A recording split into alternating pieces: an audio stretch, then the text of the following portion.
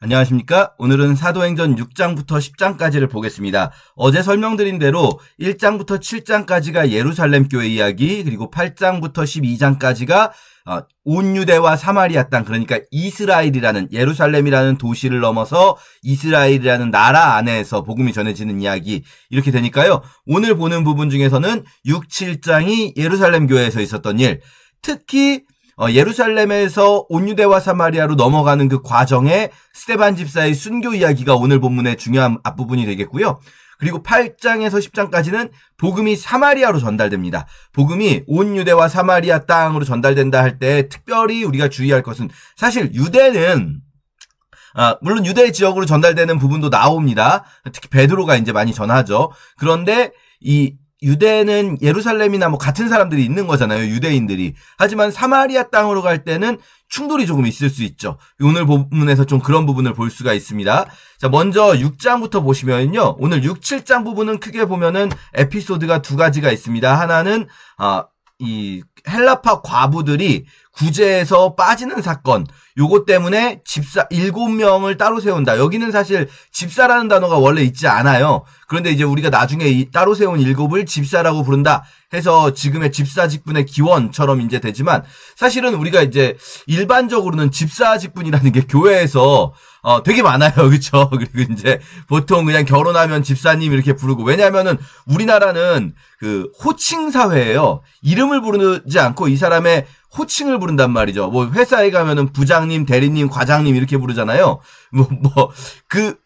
그러다 보니까 이게 나쁜 건 아닙니다, 여러분. 호칭 사회라는 건, 이름을 부르는 사회는 개인주의적인 사회예요. 그 사람 개인을 보는 거지만, 호칭, 이 사람이 뭐 조카, 누구누구네 고모, 이러면은 이 사람과 나와의 관계가 중심되는 사회인 거죠. 관계 중심의 사회에서는 호칭을 많이 이용하고, 개인 중심의 사회에서는 명을, 이름을 많이 이용한다 할 수 있는데, 갑자기 딴 얘기지만, 우리나라는 사람을 부를 때 호칭이 필요하잖아요. 그러다 보니까 교회에서 뭐라고 이렇게 부를 때, 정도씨 이렇게 부를 수 없으니까, 이집사님, 이렇게 이제, 마치, 호칭이 필요해서 그냥 붙여놓은 것처럼 됐지만, 사실 이 첫 번째 이 7명은 그냥 그런 수준이 아니라 사실은 12사도와 거의 비슷한 위치에서 사역하는 사람들, 물론 역할이 다릅니다. 역할이 다르지만 그렇게 중요한 인물들이거든요. 자, 그렇게 7집사가 세워지는 배경이 되는 스토리가 있겠고요, 하나가. 그 다음에 스데반의 순교 스토리인데, 이건 사실은 이어져요. 두 개가 있는 것 같지만, 왜냐? 이게 보세요. 헬라파 과부가 빠지는 사건으로 인해서 7집사를 세우고, 그 7집사의 사역의 중에서 스데반 집사의 사역, 그리고 스데반 집사의 사역을 통해서 스데반의 순교까지 쭉 이어진다고 볼 수 있죠. 자, 요 부분을 조금 구체적으로 들여다보면, 먼저 제자가 많아지다 보니까 이 많은 제자들이 앞에서 봤잖아요. 사도들의 발 앞에다가 가지고 오면은 이렇게 말하자면 우리식으로 표현하면 헌금을 드리면 그걸로 사도들이 가난한 이들을 돕고, 공동체 안에서 어려운 이들, 교회 밖에 어려운 이들을 돕는데, 이 어려운 이들이라고 할 때 제일 중요한 사람들이 과부와 고아죠. 고아와 과부. 이거 뭐 구약에서부터 계속 나오잖아요. 그런데 헬라파 유대인들의 과부들이 매일의 구제에 빠진대요. 이 매일의 구제라는 말이 있다는 것 자체가, 매일매일 먹을 양식을 줬나 봐요. 과부들에게 교회에서.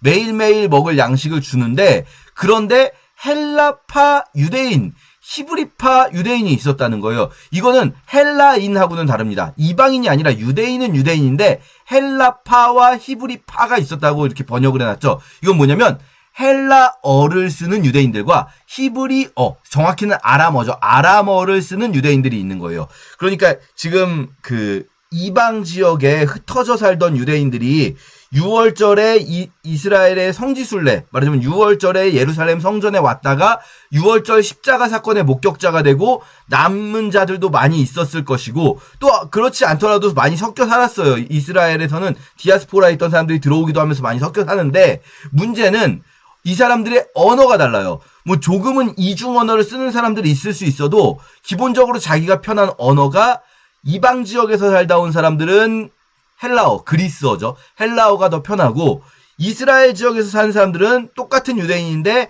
아람어가 더 편해요. 히브리 사람들. 그러니까 이 사람들끼리 소통이 잘 안 되겠죠. 그리고 이게 잘 모르면 도와줄 수도 없잖아요. 그러니까 뭐 소통이 아예 안 될 수는 없어요. 그러면은 전도도 안 되고 아예 교회 공동체로 있기도 어렵겠죠. 그런데 소통은 되지만 아주 자유롭지 않아요. 그러면 자연스럽게 조금 갈리게 되고 정보도 그 안에서 유통되죠. 자기 그룹 안에서. 그러니까 문제가 뭐냐. 12명의 사도는 전원 다 히브리파 유대인에 속해요. 갈릴리 출신이잖아요. 12명의 사도가. 갈릴리 출신의 이 사도들, 물론 이 사도들 중에 이름이 대부분은 다 완전 히브리인 이름이에요. 시몬, 시므온이죠. 구약에서 시므온, 요한, 요나죠. 야고보, 야곱이죠. 이렇게 다 구약에 나오는 이름들이에요. 대부분 다 보면. 그런데 빌립 같은 사람은 전에 말씀드렸지만 그리스식 이름을 쓰긴 하지만 이 사람도 역시 마찬가지로 히브리파인 거예요. 이스라엘 땅에 살고 있는 사람이에요. 그러다 보니까 헬라파 유대인들이 빠질 가능성이 높아지게 되는 거죠. 자, 이렇게 해서 원망이 일어나요. 이게 이제 교회, 지금 우리가 이 부분을 보면서 어떻게 보고 있냐면, 교회가 생긴 2장 이후로 3, 4, 5, 6장이 교회를 향한 위협들이 있었단 말이죠. 사도들을 겁박하는 위협, 또 내부적으로 아나니아, 삽비라 이런 사람들이 뭔가 돈을 주고 자신의 종교적 권력을 취하려고 했던 그런 내부적인 위협, 이런 것들이 있었는데, 이번에 일어난 위협은 뭐냐면요. 사실 이게 뭐가 위협이야 이럴 수 있지만 12사도가 이 일을 제대로 해결하기 위해서는 어떻게 했어야 될까요? 이거는 일종의 행정 업무잖아요. 행정 업무. 교회의 행정 업무에 12사도가 우리가 조금 더 제대로 해야겠다, 일을. 조금 더 우리가 이 일을 잘하기 위해서 사람들의 명단도 좀 조직하고 사람들의 명단을 좀 가지고 있어서 이거를 행정 업무에서 빠지지 않도록 하자. 이렇게 가면 교회가 무너지는 거예요. 왜냐? 교회의 가장 중요한 기둥은 뭡니까? 하나님의 말씀이잖아요. 하나님의 말씀.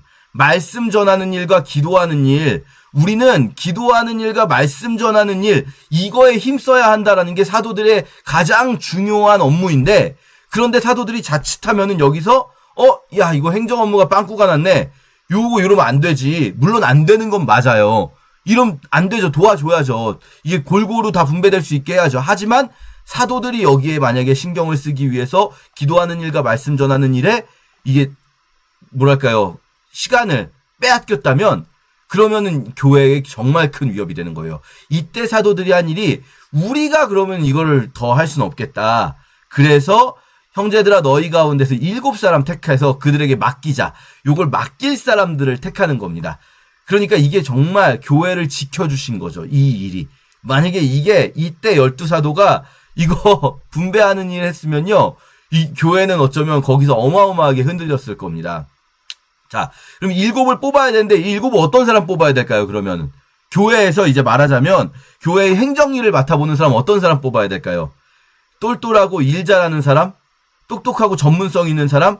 지혜가 충만하다라는 말은 그거겠죠. 일 잘하는 사람, 지혜가 충만하다. 그런데 성령과 지혜가 충만하고 칭찬받는 사람, 요게 조건이에요. 성령과 지혜가 충만하고 칭찬받는 사람.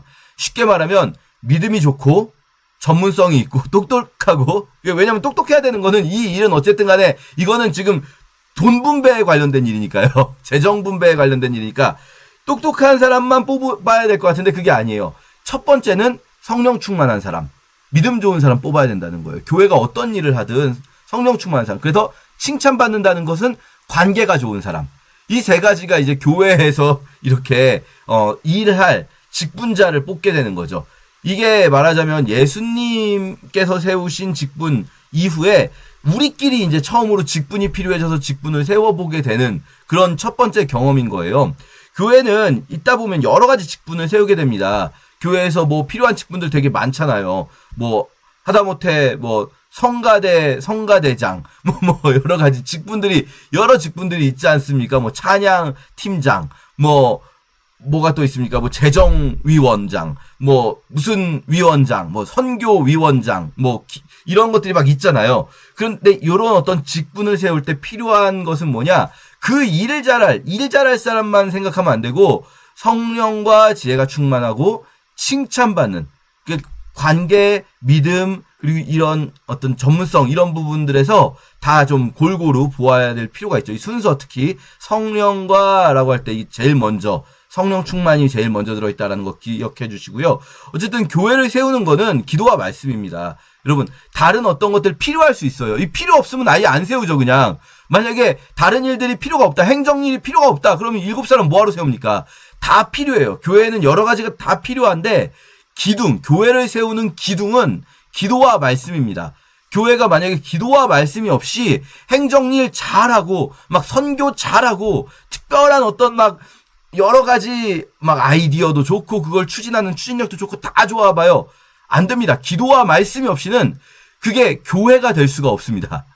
자, 이렇게 교회에서 7을 세우는데요. 이 7명이 이름을 보면 믿음과 성령이 충만한 사람 7을 세우죠. 자, 보세요. 위에서는 3가지였잖아요. 성령, 지혜, 칭찬. 그런데 여기서는 믿음과 성령이 충만한 사람 이렇게 말해요. 물론 지혜도 있고 그래서 칭찬도 받는 사람들일 텐데 딱 이 사람들 한마디로 말하면 믿음과 성령이 충만한 사람이에요.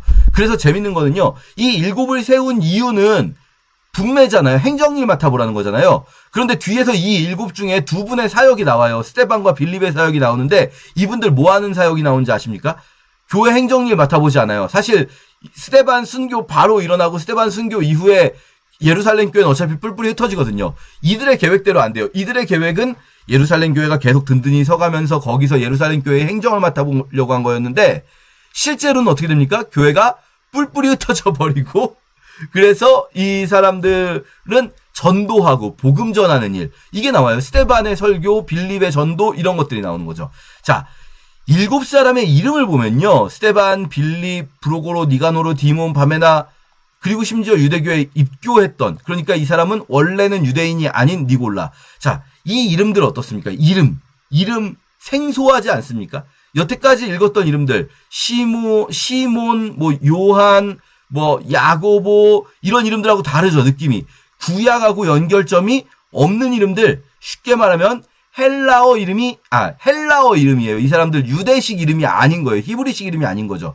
그러니까 이 7은 전원 다 헬라파 유대인 혹은 아예 유대인이 아닌 유대인으로 개종한 사람 헬라파 유대인들만 뽑은 거예요. 왜요? 지금 히브리파 유대인들은 이미 어느 정도 그 안에서 예루살렘이잖아요. 여기 지금 베이스가 예루살렘이잖아요. 그러니까 예루살렘 안에서 히브리파 유대인들이 소외될 일은 별로 없어요. 누가 소외될 수 있습니까? 헬라파 유대인들이 소외될 수 있잖아요. 그러니까 7을 전원 다 헬라파 유대인에서 뽑는 거죠. 이것도 굉장히 지혜죠. 그냥 무조건 공평하게 해. 그러면은 반반 뽑아. 공정하게 해야 돼. 이게 아니라 뭐랄까요? 어떤 경우에는 절차적인 공정도 필요하고 이 시스템적인 공정도 필요해요. 그런데 실제적인 공정이 이루어지려면 지금 여기가 예루살렘이라는 걸 생각해 봐야 돼요. 여기가 예루살렘이고 그동안의 히스토리를 봐도 히브리파 유대인이 소외될 일은 별로 없다. 여기서 소수는 헬라파 유대인들이니까 여기 있는 헬라파 유대인들을 도와줄 7을 뽑았다라고 할 수 있어요. 자, 그래서 이들이 안수를 받고 그래서 이분들을 그냥 집사가 아니라 우리가 이제 현대교회의 직분 체계를 생각할 때 이 전통에서 이어온 직분을 안수 집사라고 부르게 되는 거죠. 자, 이렇게 되면서 하나님의 말씀이 정정 왕성하여집니다. 이렇게 하나님의 말씀이 왕성하여지기까지 있었던 교회에 온 위협들 이걸 보는데 그 위협들을 교회가 다 지혜롭게 성령님의 도우심으로 넘겨왔다라는 거예요. 자, 그리고 예루살렘에 이제 충분히 있어. 그래서 허다한 제사장의 무리도 복종하기까지 됐습니다. 이젠 예루살렘을 떠날 시기가 오죠. 그것이 스데반의 설교부터 시작됩니다. 스데반이 집사로 이렇게 안수를 받은 이후에 은혜와 권능이 충만해서 민간에서 큰 기사와 표적을 행합니다. 그러면서 막 설교를 하는 거예요. 이 사람이 근데 그냥 설교가 아니라 자유민들의 회당이에요. 이 사람들은요, 자유민이라는 건 뭐냐면요, 이 자유민 그냥 자유롭다라는 말이 아니라 원래 전쟁 포로로 끌려가면 노예가 되잖아요. 그런데 노예인 상황에서 어떤 일정 기간이 지나거나 세대가 지나거나 또는 돈을 갚거나 이렇게 해서 노예로부터 해방되는 사람들이 있어요. 이 사람들 리바르투스라고 해서 이 사람들을 자유민이라고 부릅니다. 그러니까 자유민이라는 말은 그냥 자유롭다 이게 아니라 원래 노예 가문이었는데 노예였는데 해방된 사람들이 자유로워졌다 해서 자유민이라고 부르는 거예요. 이 사람들이 이방 지역에서 온 사람들인 거예요. 구레네, 알렉산드리아, 길리기아, 아시아에서 온 사람들의 회당이 있었대요. 어디예요? 예루살렘에 유대인들의 회당만 있는 게 유대인은 유대인데 이 이스라엘에 있는 히브리파 유대인들만의 회당이 있는 게 아니라 헬라 지역에서 온 자유민들이 만든 회당. 근데 헬라 지역에서 온 사람들 중에서도요, 자유민들이 있고 그냥 노예였다가 풀려난 사람이 있고, 바울처럼 오히려 역으로 바울은 로마 시민권자잖아요. 바울은. 그러니까 자유민들은 이방 지역에서 혹독한 환경 속에 놓였던 사람들이에요. 그 사람들이 예루살렘에 와서 자기들끼리 회당을 따로 만든 거예요. 자기들끼리 모여서 일단 언어가 자기들이 편한 헬라어를 쓰겠고요. 그뿐 아니라 이 자유민들의 신앙은 조금 더 보수적이었다고 해요. 이 자유민들과 관련된 이런 문헌들을 보면 이 사람들이 가진 신앙은 아무래도 여러분 이방 지역에서 이렇게 막 노예로 있거나 이런 상황에서도 믿음을 지킨 사람들이에요. 그러면 이 사람들이 나빠서가 아니라 이 믿음을 지키기 위해서 신앙 색깔이 훨씬 더 보수화되고, 이 사람들이 그 이방에서 다시 자유를 얻었을 때 거기에 눌러 사는 게 아니라 예루살렘까지 돌아와서 자기들끼리 회당을 만든다는 건 성전에 대해서 오히려 유대에 사는 유대인들보다 더 강력한 성전 중심 신앙을 가지고 있는 사람들. 우리가 이방 지역에서 비록 노예가 되어 있지만 분명히 하나님이 나를 다시 예루살렘 성전으로 이끌어 주실 것이다 라는 믿음 가졌던 사람들. 이런 사람들이에요. 그러니까 이 사람들은 어떻게 보면 가장 극렬한 성전 중심의 신앙을 가진 사람들이죠. 그런데 이 사람들이 스데반이 여기서 설교를 하니까 스데반과 논쟁을 해요. 스데반도 원래는 헬라파 유대인이잖아요. 그런데 스데반이 지혜와 성령으로 말하니까 논쟁으로는 이기질 못하는데, 논쟁으로 지니까, 왜냐면 스데반이 말하는 것을 막 반박을 해도 구약으로 스데반이 다 재반박을 하는 거예요. 그러니까 사람들을 매수해서 이 사람이 모세와 하나님을 모독했다, 그걸 우리가 들었다라. 스데반이 모세와 하나님을 모독했다는 게 아니고요, 사람들을 매수해서 증인을 만들었다는 거예요. 우리가 이 사람이 모세와 하나님 모독하는 걸 들었다. 그러니까 스데반을 공회에 세우고 거짓 증인들, 이 돈으로 매수된 거짓 증인들을 세워서 이제 모세가 준 이 규례를 고치겠다. 스데반은 사실 뭐라고 설교하는 거였겠어요? 모세가 준 규례를 고치겠다가 아니라 우리야말로 이 지금 예수 그리스도의 말씀이야말로 모세가 준 규례를 완성하는 거다라고 했을 텐데 거꾸로 말하는 거죠. 자, 그래서 7장 스데반이 이제 설교하는데요. 이 스데반의 설교에서 여러분 쭉 읽으면서요, 그냥 아브라함부터 쭉 설명하네라고 하시지 마시고 그냥 읽는 게 아니라 뭘 주목하시냐면요, 어디에서가 계속 들어가요. 장소가. 전에 메소포타미아에 있을 때 그곳에서 영광의 하나님이 보였대요. 영광의 하나님이 성전에서만 보이시는 게 아니라 메소포타미아에 있을 때 보이지 않았냐. 또 하란에 거하실 때 하나님이 거기에서 부르시지 않았냐. 그리고 쭉 읽어보시면 뭐 이렇게 장소들이 나와요. 그러면서 이 장소들이 다 어디로 갑니까? 요셉은 애굽으로 갔는데 애굽에서 하나님이 함께 계시죠. 성전이 아닌 곳에서도 하나님은 함께 하셨다. 성전에서만 함께 하시는 게 아니라 성전이 아닌 곳에서도 하나님은 계속 이동하시면서 함께 하셨다. 그래서 애굽에서 나올 때까지 쭉 설명을 하는 거죠. 무슨 말 하는 거냐면요, 스데반은 모세 율법, 오경에 내가 거스르는 말을 하는 게 아니라 오히려 오경에 의해서도 이게 맞는 거다. 하나님은 성전 안에 갖추시는 분이 아니다. 그런데 이게 어디까지 말하다 끝나냐면요, 이 성전을 지은 솔로몬 스스로가, 이건 실제로 구약에 나오는 말씀 인용하는 거죠. 솔로몬이 성전 봉헌식 할 때 기도할 때 하나님께서 어떻게 내가 손으로 만든, 사람의 손으로 만든 건물에 거하시겠느냐. 하나님께서 이 건물에 거하실 수 없다. 다만 하나님, 우리가 이곳을 보고 기도할 때 하나님 들으시고 응답하소서, 이렇게 솔로몬이 기도하거든요. 그러면서 솔로몬이 손으로 지은 거 아니냐라고 했다는 말을 스데반이 하는데, 이게 유대인들을 견딜 수 없게 만드는 거죠. 그래서 막 이를 갈면서 그들이 일제히 달려들어서 성 밖으로 내치고 죽입니다. 이때 바울이 처음 등장해요. 자, 보세요.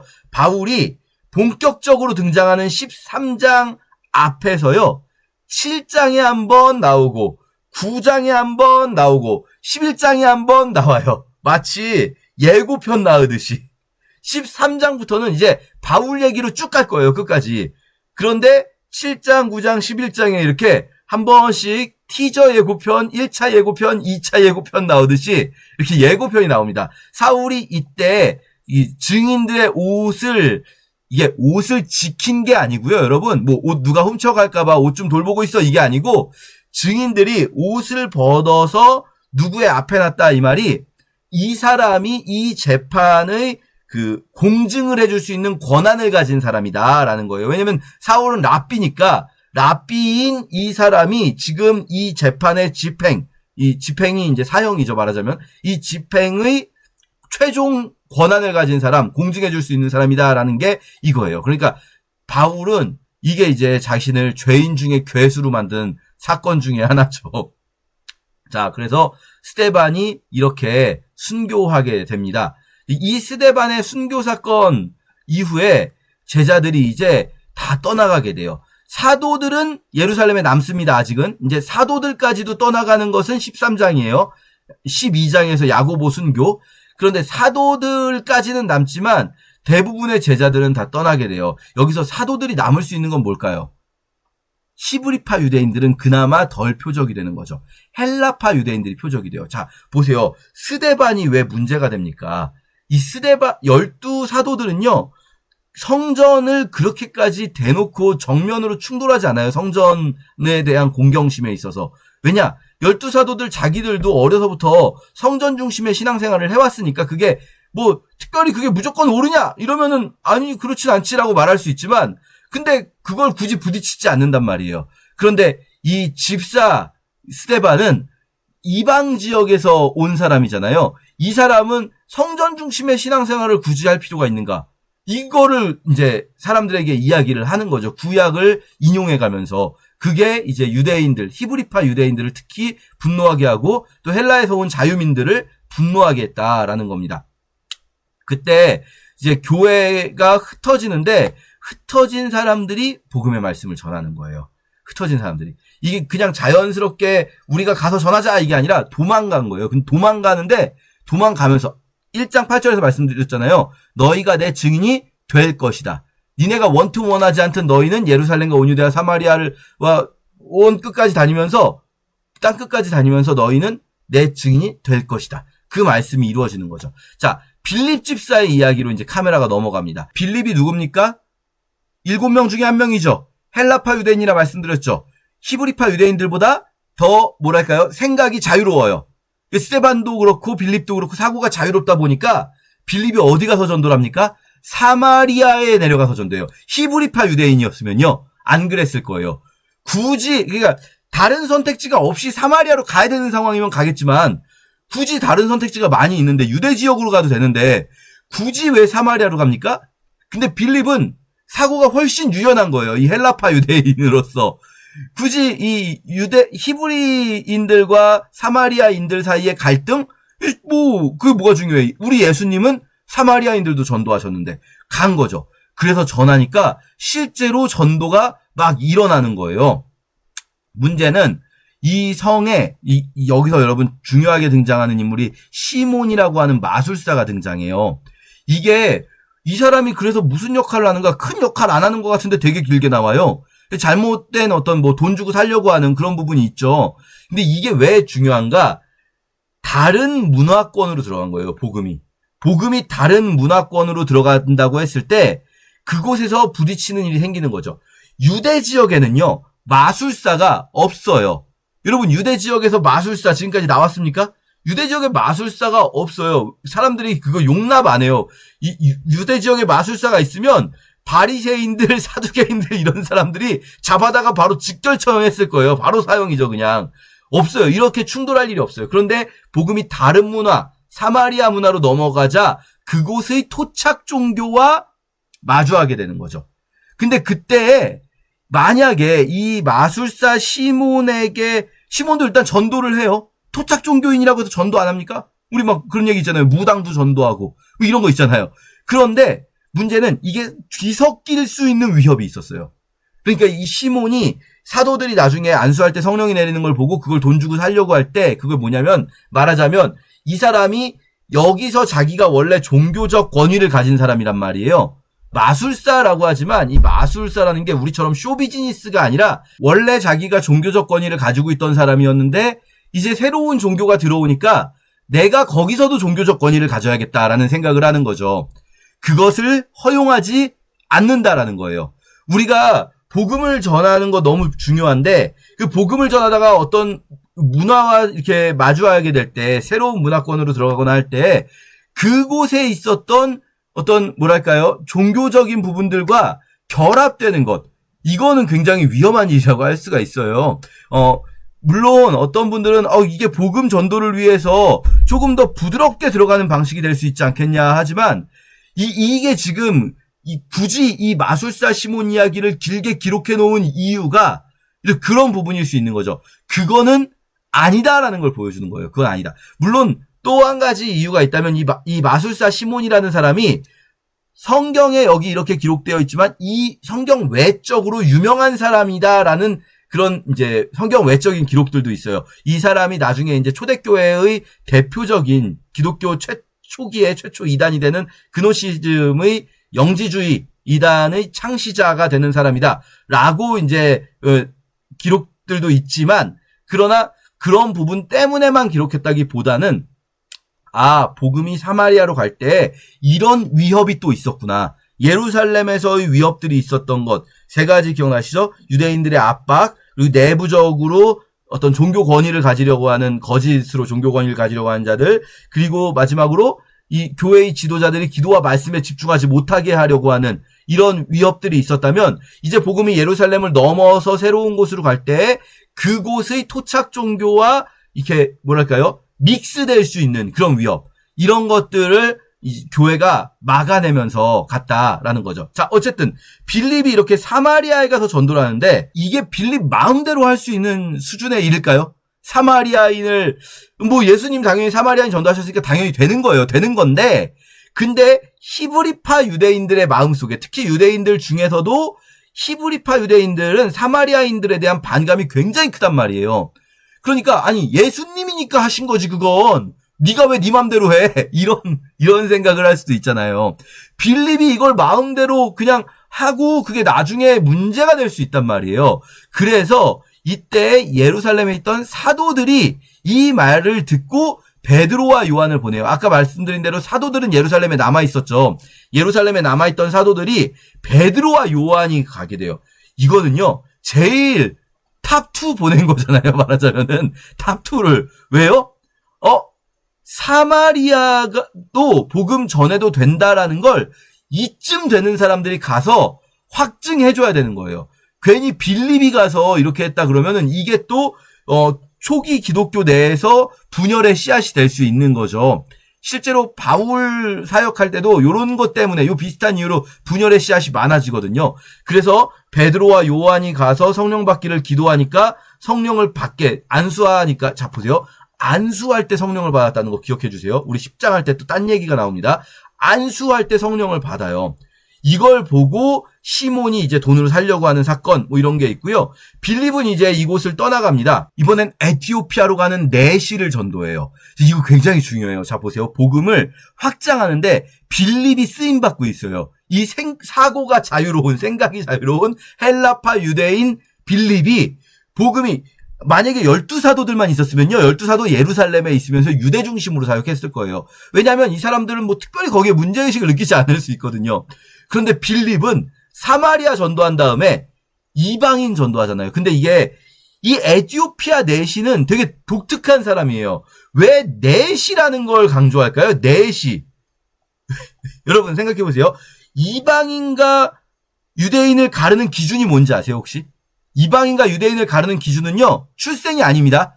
혈통 아니에요. 혈통은 실제로 아까 우리 7 집사 중에 귀화한 사람이 있었죠. 혈통이 아니더라도 유대교를 믿겠다 하면은 귀화할 수가 있단 말이에요. 니골라는 유대교로 입교했다, 귀화했다는 거예요. 유대인으로 귀화하는 거 지금도 되게 쉽습니다. 그런데 여기에 큰 장벽이 하나가 있어요. 유대교에 관심 가지고 유대교의 하나님 믿겠다고만 하면 되는 게 아니에요. 그런 사람들 이 할례는 받지 않고 유대교 회당 예배에 참석하는 사람들, 우리가 나중에 이야기하겠지만 하나님을 경외하는 자라고 불러요. 그 사람들을. 하나님을 경외하는 자는 회당 예배에 참석하고 유대교의 하나님을 믿긴 하지만 유대교로 귀화하지는 못해요. 입교는 못해요. 왜요? 할례를 못 받아서. 할례라는 게 바로 이방인과 유대인을 가르는 벽은, 기준은 혈통이 아닙니다. 할례인 거예요. 할례. 이게 할례라는 벽을 넘지 못하면 이방인으로서 하나님을 경외하는 자인 거고요. 할례라는 벽을 넘으면 유대인인 거예요. 그런데 할례라는 벽에 구애를 받지 않는 사람이 있어요. 그게 누굴까요? 넷시인 거예요. 넷시. 이 에티오피아 넷시를 하나님께서, 주의 사자가 빌립이라는 사람을 통해서, 만약에 베드로한테 이거 시켰으면 하나님 근데 저 사람 이방인 아니에요. 내가 어떻게 이방인을 그래요. 이러고 있었을지도 몰라요. 실제로 고넬료네 집 전도하기 전에 베드로가 그러고 있습니다. 베드로를 설득하는데 한참 걸려요. 하나님께서 베드로를 설득하시는 장면이 10장에 조금 있다 나오는데, 빌립은요 그런 생각 없어요. 그냥 하나님 하라면 하는 거죠. 그냥. 그래서 에티오피아 넷시를 전도하죠. 자 보세요. 복음이 이렇게 이제 이방을 뚫고 가기 직전까지 간 거예요. 그리고 빌립은 아소도에 나타나고요. 자, 9장에서 다시 사울 이야기, 사울이 전도되는 이야기 나오는데요. 이 부분 워낙 잘하시고 그냥 읽으시면 앞으로 이제 또 계속 나와요. 사울이 계속 자기가 이 부분을 간증을 진짜 많이 할 거예요. 근데 요거 하나만 좀 기억해 두면 좋겠어요. 하나님께서 사울을 처음 부르실 때부터, 이 처음 부르시는 장면이잖아요. 여기서부터 하나님은 이미 이 얘기를 하세요. 얼마나 고난을 받아야 할 것을. 그는 지금 이거 눈 가려진 거, 이거는 예고편이다. 이제 이 사람 이 사울은 앞으로 엄청난 고난을 받게 될 거야. 내 이름을 위해서. 이게 이제 예고편으로 있다는 것 기억하시고요. 베드로의 전도 여행이 나옵니다. 베드로의 전도 여행의 특징은요, 자기가 뭐 계획해서 돌아다니질 않아요. 그냥 애니야 고쳐준 후에 루따에 있다 보면 루따에 있다는 소식을 듣고 요빠에 있는 사람들이 베드로를 데리러 오고, 요빠에서 또 고쳐준 다음에는 또 요빠에서 기도하고 있고, 베드로는 이렇게 성정이 그냥 기다리고 있어요. 그러면서 기도하다 보면은 부르시는 대로 가고, 바울은 다르죠. 바울은 막 자기가 막 추진력 있게 막 가는 스타일이죠. 이거 어느 한쪽이 옳다 할 수 없습니다. 어느 한쪽이 옳은 게 아니라 그냥 베드로의 성격을 하나님이 쓰시고, 바울의 성격을 하나님 쓰시고, 빌립의 성격을 하나님이 쓰시는 거예요. 하나님이 이 사람들의 성향을, 빌립의 이 자유로운 사고, 베드로의 이렇게 정말 우직하게 기도하고 앉아있는 이 모습, 또 바울의 이런 추진력 있는 모습, 이런 것들을 하나님 다 쓰시는 거예요. 자, 고넬료에게 이 사도행전 10장 정말 너무 중요한데요. 이 부분 여러분 읽으시면 아실 수 있습니다. 베드로가 기도하던 중에 하나님께서 먹지 못할 음식을 먹게 하시는데 그게 뭡니까? 이방인들도 전도해라라는 의미인 거예요. 이방인들도 전도해라. 그래서 베드로가 고넬료라는 코넬리우스, 하나님을 경외하는 자예요. 코넬리우스라는 이방인의 집에 가서 이제 그 설교를 하죠. 그런데 여기서 여러분이 주의하실 게 있어요. 자, 베드로가 설교를 하면서 복음만 전했는데, 근데 그 설교를 듣다가 갑자기 성령이 내려오세요. 그동안은 성령이 임하실 때 앞에서 베드로가 안수했었잖아요. 사마리아에서는. 그런데 베드로가 안수 안 했거든요. 근데 설교만 하고 있는데 성령이 임하신 거예요. 그러니까 베드로랑 할례 받은 신자들이 이방인들에게 성령 부어주시는 것 때문에 너무 놀라는 거예요.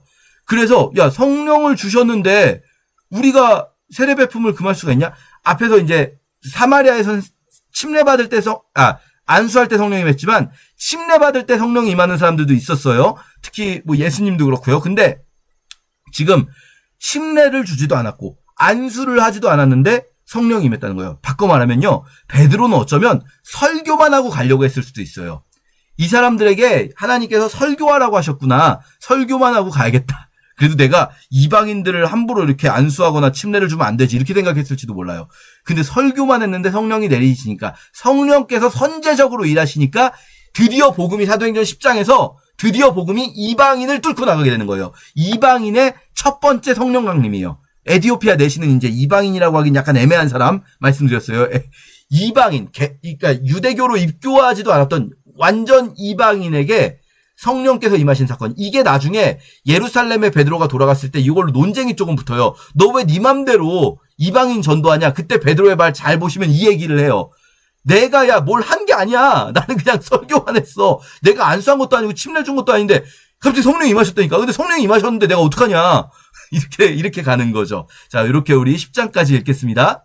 제6장.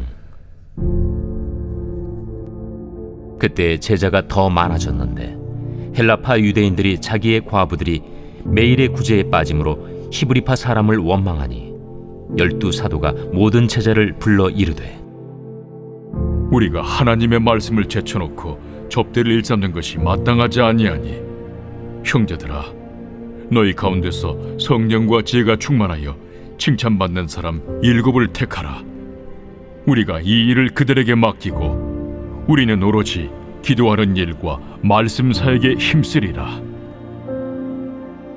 온 무리가 이 말을 기뻐하여 믿음과 성령이 충만한 사람 스데반과 또 빌립과 브루고로와 니가노르와 디몬과 바메나와 유대교에 입교했던 안디옥 사람 니골라를 택하여 사도들 앞에 세우니 사도들이 기도하고 그들에게 안수하니라. 하나님의 말씀이 점점 왕성하여 예루살렘에 있는 제자의 수가 더 심히 많아지고 허다한 제사장의 무리도 이 도에 복종하니라. 스데반이 은혜와 권능이 충만하여 큰 기사와 표적을 민간에 행하니 이른바 자유민들, 즉 구레네인, 알렉산드리아인, 길리기아와 아시아에서 온 사람들의 회당에서 어떤 자들이 일어나 스데반과 더불어 논쟁할세 스데반이 지혜와 성령으로 말함을 그들이 능히 당하지 못하여 사람들을 매수하여 말하게 하되, 이 사람이 모세와 하나님을 모독하는 말을 하는 것을 우리가 들었노라. 백성과 장로와 서기관들을 충동시켜 와서 잡아가지고 공회에 이르러 거짓 증인들을 세우니 이 사람이 이 거룩한 곳과 율법을 거슬러 말하기를 마지 아니하는도다. 그의 말에 이 나사렛 예수가 이곳을 헐고 또 모세가 우리에게 전하여 준 규례를 고치겠다 함을 우리가 들었노라. 공회 중에 앉은 사람들이 다 스데반을 주목하여 보니 그 얼굴이 천사의 얼굴과 같더라. 제7장. 대제사장이 이르되, 이것이 사실이냐? 스데반이 이르되, 여러분 부영들이여 들으소서. 우리 조상 아브라함이 하란에 있기 전 메소포다미아에 있을 때 영광의 하나님이 그에게 보여 이르시되, 내 고향과 친척을 떠나 내가 내게 보일 땅으로 가라 하시니, 아브라함이 갈대아 사람의 땅을 떠나 하란에 거하다가 그의 아버지가 죽음에 하나님이 그를 거기서 너희 지금 사는 이 땅으로 옮기셨느니라. 그러나 여기서 발붙일 만한 땅도 유업으로 주지 아니하시고 다만 이 땅을 아직 자식도 없는 그와 그의 후손에게 소유로 주신다고 약속하셨으며, 하나님이 또 이같이 말씀하시되 그 후손이 다른 땅에서 나그네가 되리니 그 땅 사람들이 종으로 삼아 400년 동안을 괴롭게 하리라 하시고, 또 이르시되 종 삼는 나라를 내가 심판하리니 그 후에 그들이 나와서 이곳에서 나를 섬기리라 하시고, 할례의 언약을 아브라함에게 주셨더니 그가 이삭을 낳아 8해 만에 할례를 행하고 이삭이 야곱을, 야곱이 우리 12조상을 낳으니라. 여러 조상의 요셉을 시기하여 애굽에 팔았더니 하나님이 그와 함께 계셔 그 모든 환난에서 건져내사 애굽 왕 바로 앞에서 은총과 지혜를 주시매 바로가 그를 애굽과 자기 온 집의 통치자로 세웠느니라. 그때 애굽과 가나안 온 땅에 흉년이 들어 큰 환난이 있을세. 우리 조상들이 양식이 없는지라. 야곱이 애굽에 곡식 있다는 말을 듣고 먼저 우리 조상들을 보내고 또 재차 보내매 요셉이 자기 형제들에게 알려지게 되고 또 요셉의 친족이 바로에게 드러나게 되니라. 요셉이 사람을 보내어 그의 아버지 야곱과 온 친족 75사람을 청하였더니 야곱이 애굽으로 내려가 자기와 우리 조상들이 거기서 죽고 세겜으로 옮겨져 아브라함이 세겜 하몰의 자손에게서 은으로 값주고 산 무덤에 장사되니라. 하나님이 아브라함에게 약속하신 때가 가까우매 이스라엘 백성이 애굽에서 번성하여 많아졌더니 요셉을 알지 못하는 새 임금이 애굽 왕위에 오르매 그가 우리 족속에게 교활한 방법을 써서 조상들을 괴롭게 하여 그 어린아이들을 내버려 살지 못하게 하려 할세. 그때 모세가 낳는데 하나님 보시기에 아름다운지라. 그의 아버지의 집에서 3달 동안 길리더니 버려진 후에 바로의 딸이 그를 데려다가 자기 아들로 기르매 모세가 애굽 사람의 모든 지혜를 배워 그의 말과 하는 일들이 능하더라. 나이가 40이 되매 그 형제 이스라엘 자손을 돌볼 생각이 나더니 한 사람이 원통한 일 당함을 보고 보호하여 압제받는 자를 위하여 원수를 갚아 애굽 사람을 쳐 죽이니라. 그는 그의 형제들이 하나님께서 자기의 손을 통하여 구원해 주시는 것을 깨달으리라고 생각하였으나 그들이 깨닫지 못하였더라. 이튿날 이스라엘 사람끼리 싸울 때 모세가 와서 화해시키려 하여 이르되 너희는 형제인데 어찌 서로 해치느냐 하니 그 동물을 해치는 사람이 모세를 밀어뜨려 이르되 누가 너를 관리와 재판장으로 우리 위에 세웠느냐? 내가 어제는 애굽 사람을 죽임과 같이 또 나를 죽이려느냐 하니 모세가 이 말 때문에 도주하여 미디안 땅에서 나그네 되어 거기서 아들 둘을 낳으니라. 40년이 참에 천사가 시내산 광야 가시나무 떨기 불꽃 가운데서 그에게 보이거늘 모세가 그 광경을 보고 놀랍게 여겨 알아보려고 가까이 가니 주의 소리가 있어 나는 내 조상의 하나님 즉 아브라함과 이삭과 야곱의 하나님이라 하신대 모세가 무서워 감히 바라보지 못하더라. 주께서 이르시되 내 발에 신을 벗으라. 내가 서 있는 곳은 거룩한 땅이니라. 내 백성이 애굽에서 괴로움 받음을 내가 확실히 보고 그 탄식하는 소리를 듣고 그들을 구원하려고 내려왔노니 이제 내가 너를 애굽으로 보내리라 하시니라.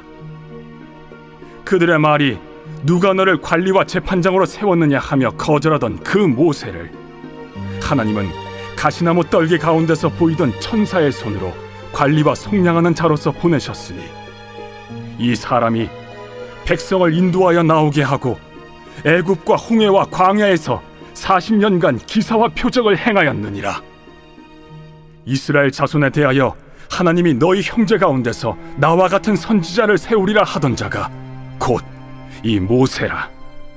시내산에서 말하던 그 천사와 우리 조상들과 함께 광야 교회에 있었고 또 살아있는 말씀을 받아 우리에게 주던 자가 이 사람이라. 우리 조상들이 모세에게 복종하지 아니하고자 하여 거절하며 그 마음이 도리어 애굽으로 향하여 아론더러 이르되 우리를 인도할 신들을 우리를 위하여 만들라. 애굽 땅에서 우리를 인도하던 이 모세는 어떻게 되었는지 알지 못하노라 하고 그때 그들이 송아지를 만들어 그 우상 앞에 제사하며 자기 손으로 만든 것을 기뻐하더니 하나님이 외면하사 그들을 그 하늘의 군대 섬기는 일에 버려두셨으니 이는 선지자의 책에 기록된 바 이스라엘의 집이여 너희가 광야에서 40년간 희생과 제물을 내게 드린 일이 있었느냐? 몰록의 장막과 신 레판의 별을 받들었으며 이것은 너희가 절하고자 하여 만든 형상이로다. 내가 너희를 바벨론 밖으로 옮기리라 함과 같으니라. 광야에서 우리 조상들에게 증거의 장막이 있었으니 이것은 모세에게 말씀하신 이가 명하사 그가 본 그 양식대로 만들게 하신 것이라. 우리 조상들이 그것을 받아 하나님이 그들 앞에서 쫓아내신 이방인의 땅을 점령할 때 여호수아와 함께 가지고 들어가서 다윗 때까지 이르니라.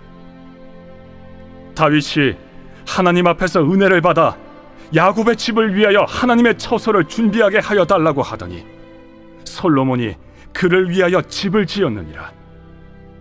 그러나 지극히 높으신 이는 손으로 지은 곳에 계시지 아니하시나니 선지자가 말한 바 주께서 이르시되 하늘은 나의 보좌요 땅은 나의 발등상이니 너희가 나를 위하여 무슨 집을 짓겠으며 나의 안식할 처소가 어디냐? 이 모든 것이 다 내 손으로 지은 것이 아니냐 함과 같으니라. 목이 곧고 마음과 귀에 할례를 받지 못한 사람들아, 너희도 너희 조상과 같이 항상 성령을 거스르는도다. 너희 조상들이 선지자들 중에 누구를 박해하지 아니하였느냐? 의인이 오시리라 예고한 자들을 그들이 죽였고, 이제 너희는 그 의인을 잡아준 자여 살인한 자가 되나니, 너희는 천사가 전한 율법을 받고도 지키지 아니하였도다. 그들이 이 말을 듣고 마음에 찔려 그를 향하여 이를 갈거늘 스데반이 성령 충만하여 하늘을 우러러 주목하여 하나님의 영광과 및 예수께서 하나님 우편에 서신 것을 보고 말하되, 보라, 하늘이 열리고 인자가 하나님 우편에 서신 것을 보노라. 그들이 큰 소리를 지르며 귀를 막고 일제히 그에게 달려들어 성 밖으로 내치고 돌로 칠세. 증인들이 옷을 벗어 사울이라 하는 청년의 발 앞에 두니라. 그들이 돌로 스데반을 치니 스데반이 부르짖어 이르되, 주 예수여, 내 영혼을 받으시옵소서. 무릎을 꿇고 크게 불러 이르되, 주여, 이 죄를 그들에게 돌리지 마옵소서. 이 말을 하고 자니라.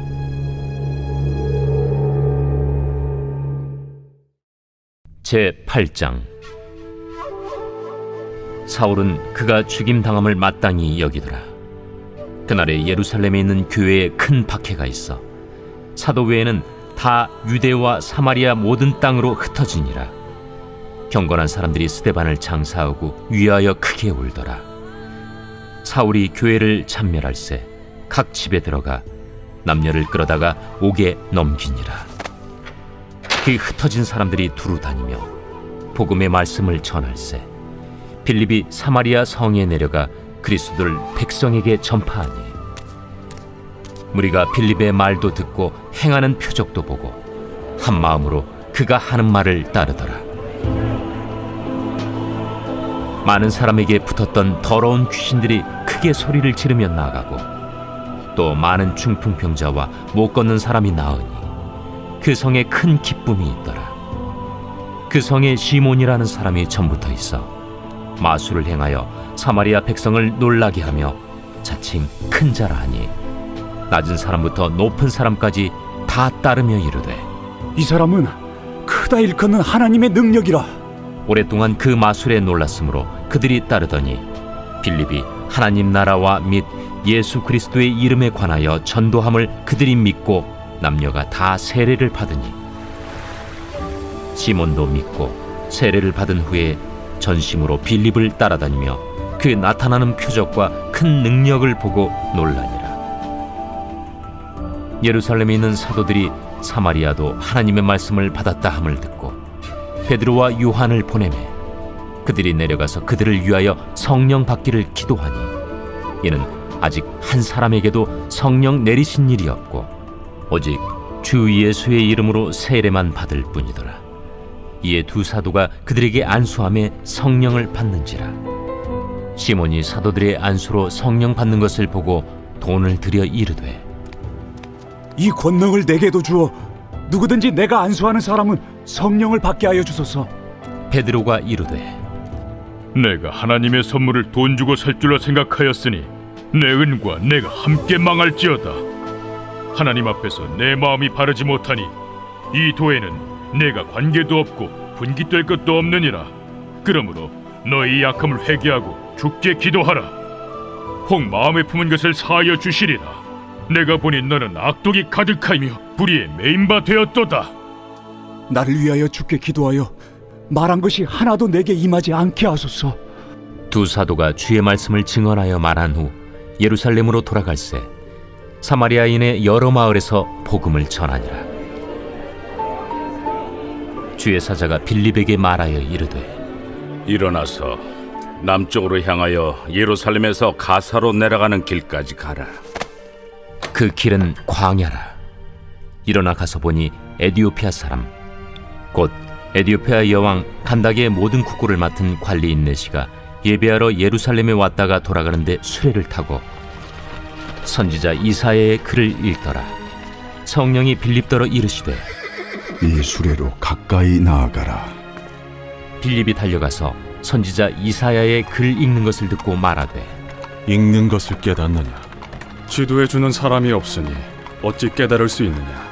하고 빌립을 청하여 수레에 올라 같이 앉으라 하니라. 읽는 성경 구절은 이것이니 일러스되 그가 도살자에게로 가는 양과 같이 끌려갔고 털 깎는 자 앞에 있는 어린 양이 조용함과 같이 그의 입을 열지 아니하였도다. 그가 굴욕을 당했을 때 공정한 재판도 받지 못하였으니 누가 그의 세대를 말하리요? 그의 생명이 땅에서 빼앗김이로다. 하였거늘 그 내시가 빌립에게 말하되 청컨대 내가 묻노니 선지자가 이 말한 것이 누구를 가리킴이냐? 자기를 가리킴이냐? 타인을 가리킴이냐? 빌립이 입을 열어 이 글에서 시작하여 예수를 가르쳐 복음을 전하니 길 가다가 물 있는 곳에 이르러 그 내시가 말하되 보라, 물이 있으니 내가 세례를 받음에 무슨 거리낌이 있느냐?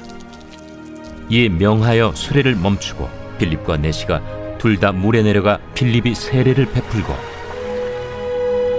둘이 물에서 올라올새 주의 영이 빌립을 이끌어 간지라. 내시는 기쁘게 길을 가므로 그를 다시 보지 못하니라. 빌립은 아수도에 나타나 여러 성을 지나다니며 복음을 전하고 가이사라에 이르니라. 제9장.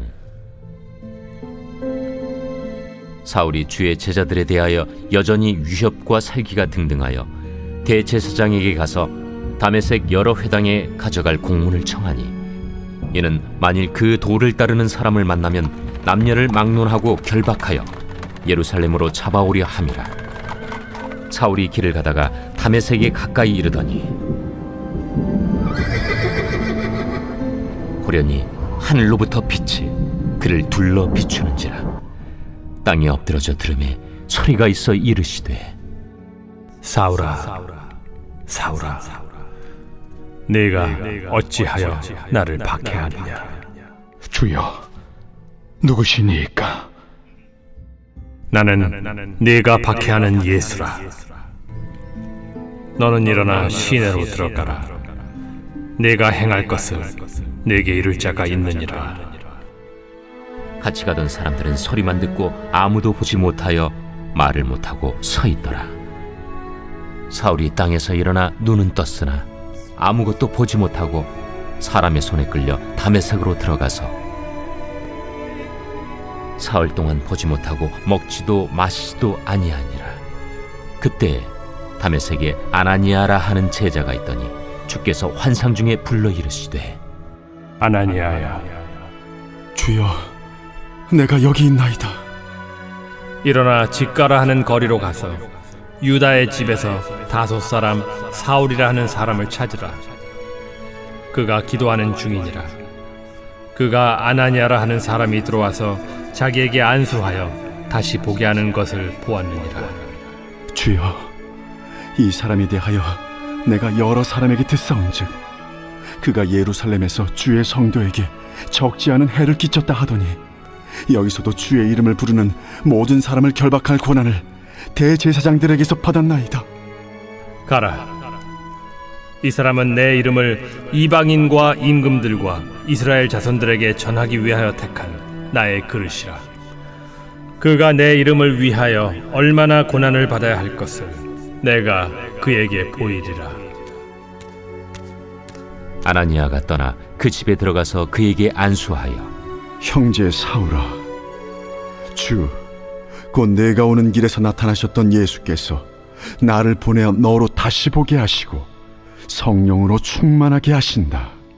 즉시 사울의 눈에서 비늘 같은 것이 벗어져 다시 보게 된지라. 일어나 세례를 받고 음식을 먹음에 강건하여지니라. 사울이 다메섹에 있는 제자들과 함께 며칠 있을새 즉시로 각 회당에서 예수가 하나님의 아들이심을 전파하니 듣는 사람이 다 놀라 말하되 이 사람이 예루살렘에서 이 이름을 부르는 사람을 멸하려던 자가 아니냐? 여기 온 것도 그들을 결박하여 대제사장들에게 끌어가고자 함이 아니냐? 사울은 힘을 더 얻어 예수를 그리스도라 증언하여 다메섹에 사는 유대인들을 당혹하게 하니라. 여러 날이 지나매 유대인들이 사울 죽이기를 공모하더니 그 계교가 사울에게 알려지니라. 그들이 그를 죽이려고 밤낮으로 성문까지 지키거늘 그의 제자들이 밤에 사울을 광주리에 담아 성벽에서 달아내리니라. 사울이 예루살렘에 가서 제자들을 사귀고자 하나 다 두려워하여 그가 제자됨을 믿지 아니하니 바나바가 데리고 사도들에게 가서 그가 길에서 어떻게 주를 보았는지와 주께서 그에게 말씀하신 일과 다메섹에서 그가 어떻게 예수의 이름으로 담대히 말하였는지를 전하니라. 사울이 제자들과 함께 있어 예루살렘에 출입하며 또 주 예수의 이름으로 담대히 말하고 헬라파 유대인들과 함께 말하며 변론하니 그 사람들이 죽이려고 힘쓰거늘 형제들이 알고 가이사랴로 데리고 내려가서 다소로 보내니라. 그리하여 온 유대와 갈릴리와 사마리아 교회가 평안하여 든든히 서가고 주를 경외함과 성령의 위로로 진행하여 수가 더 많아지니라. 그때 베드로가 사방으로 두루 다니다가 루다에 사는 성도들에게도 내려갔더니 거기서 에니아라 하는 사람을 만나매 그는 중풍병으로 침상 위에 누운 지 8해라. 베드로가 이르되 애니야야, 예수 그리스도께서 너를 낫게 하시니 일어나 내 자리를 정돈하라. 한데 곧 일어나니 루다와 사론에 사는 사람들이 다 그를 보고 주께로 돌아오니라. 요빠에 다비다라 하는 여제자가 있으니 그 이름을 번역하면 도르가라. 선행과 구제하는 일이 심히 많더니 그때 병들어 죽음의 시체를 씻어 다락에 누이니라. 루다가 요빠에서 가까운지라. 제자들이 베드로가 거기 있음을 듣고 2 사람을 보내어 지체 말고 와달라고 간청하여 베드로가 일어나 그들과 함께 가서 이르매 그들이 데리고 다락방에 올라가니 모든 과부가 베드로 곁에 서서 울며 도르가가 그들과 함께 있을 때에 지은 속옷과 겉옷을 다 내보이거늘 베드로가 사람을 다 내보내고 무릎을 꿇고 기도하고 돌이켜 시체를 향하여 이르되 다비다야, 일어나라. 그가 눈을 떠 베드로를 보고 일어나 앉는지라. 베드로가 손을 내밀어 일으키고 성도들과 과부들을 불러들여 그가 살아난 것을 보이니 온 요빠 사람이 알고 많은 사람이 주를 믿더라. 베드로가 요빠에 여러 날 있어 시몬이라 하는 무두장이의 집에서 머무니라. 제10장. 가이사라에 고넬류라 하는 사람이 있으니 이달리아 부대라 하는 군대의 백부장이라. 그가 경건하여 온 집안과 더불어 하나님을 경외하며 백성을 많이 구제하고 하나님께 항상 기도하더니 하루는 제9시쯤 되어 환상 중에 밝히봄에 하나님의 사자가 들어와 이르되 고넬료야. 고넬류가 주목하여 보고 두려워 이르되 주여, 무슨 일이니까? 내 기도와 구제가 하나님 앞에 상달되어 기억하신 바가 되었으니 내가 지금 사람들을 요빠에 보내어 베드로라 하는 시몬을 청하라. 그는 무두장이 시몬의 집에 유숙하니 그 집은 해변에 있다. 마침 말하던 천사가 떠나매 고넬류가 집안 하인 둘과 부하 가운데 경건한 사람 하나를 불러 이 일을 다 이루고 요빠로 보내니라. 이튿날 그들이 길을 가다가 그 성에 가까이 갔을 그때에 베드로가 기도하려고 지붕에 올라가니 그 시각은 제6시더라. 그가 시장하여 먹고자 하매 사람들이 준비할 때에 황홀한 중에 하늘이 열리며 한 그릇이 내려오는 것을 보니 큰 보자기 같고 내 귀를 메어 땅에 들이웠더라. 그 안에는 땅에 있는 각종 4발 가진 짐승과 기는 것과 공중에 나는 것들이 있더라. 또 소리가 있으되 베드로야, 일어나 잡아먹어라. 주여, 그럴 수 없나이다. 속되고 깨끗하지 아니한 것을 내가 결코 먹지 아니하였나이다. 또 2번째 소리가 있으되 하나님께서 깨끗하게 하신 것을 네가 속되다 하지 말라. 이런 일이 3번 있은 후 그 그릇이 곧 하늘로 올려져 가니라. 베드로가 본 바 환상이 무슨 뜻인지 속으로 의아해하더니 마침 고넬류가 보낸 사람들이 시몬의 집을 찾아 문 밖에 서서 불러 묻되 베드로라 하는 시몬이 여기 유숙하느냐? 베드로가 그 환상에 대하여 생각할 때에 성령께서 그에게 말씀하시되 두 사람이 너를 찾으니 일어나 내려가 의심하지 말고 함께 가라. 내가 그들을 보내었느니라. 베드로가 내려가 그 사람들을 보고 내가 곧 너희가 찾는 사람인데 너희가 무슨 일로 왔느냐? 백부장 고넬료는 의인이요 하나님을 경외하는 사람이라 유대 온 족속이 칭찬하더니 그가 거룩한 천사의 지시를 받아 당신을 그 집으로 청하여 말을 들으려 하느니라. 베드로가 불러들여 유숙하게 하니라. 이튿날 일어나 그들과 함께 갈새 요바에서 온 어떤 형제들도 함께 가니라. 이튿날 가이사랴에 들어가니 고넬료가 그의 친척과 가까운 친구들을 모아 기다리더니 마침 베드로가 들어올 때에 고넬료가 맞아 발 앞에 엎드려 절하니 베드로가 일으켜 일어서라, 나도 사람이라. 더불어 말하며 들어가 여러 사람이 모인 것을 보고 유대인으로서 이방인과 교제하며 가까이 하는 것이 위법인 줄은 너희도 알거니와 하나님께서 내게 지시하사 아무도 속되다 하거나 깨끗하지 않다 하지 말라 하시기로 부름을 사양하지 아니하고 왔노라. 묻노니 무슨 일로 나를 불렀느냐? 내가 나흘 전 이맘때까지 내 집에서 제 구시 기도를 하는데 갑자기 한 사람이 빛난 옷을 입고 내 앞에 서서 말하되 고넬료야, 하나님이 내 기도를 들으시고 내 구제를 기억하셨으니 사람을 요바에 보내어 베드로라 하는 시몬을 청하라. 그가 바닷가 무두장에 시몬의 집에 유숙하느니라 하시기로 내가 곧 당신에게 사람을 보내었는데 오셨으니 잘하였나이다. 이제 우리는 주께서 당신에게 명하신 모든 것을 듣고자 하여 다 하나님 앞에 있나이다.